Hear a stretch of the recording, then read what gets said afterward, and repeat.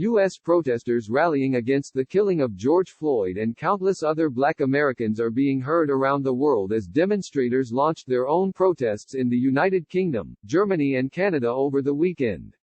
In Berlin, protesters gathered Sunday at the U.S. Embassy, demonstrating for a second day.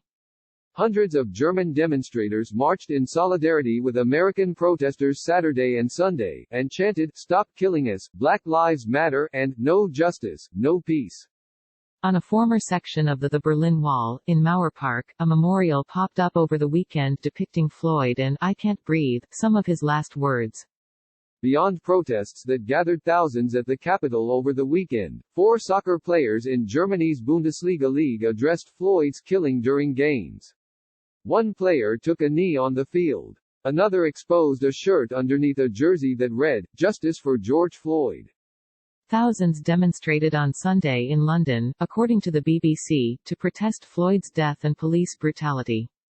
Britons concentrated their protest in central London, with hundreds taking a knee in Trafalgar Square for 9 minutes, signifying the amount of time the former Minneapolis police officer Derek Chauvin pinned George Floyd to the ground. They marched along the Thames and to the U.S. Embassy, chanting, "Black Lives Matter," and carrying signs with slogans such as, "How many more? Racism is a global issue," and "Your silence is deafening." According to the Metropolitan Police, 23 demonstrators were arrested in central London on Sunday.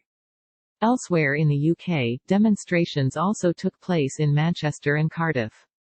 In Canada, Toronto citizens gathered in protest against injustice towards Black people globally and against the death of Regis Kurchinska-Paquet, a 29-year-old Black woman who lived in Toronto, and the circumstances surrounding her death.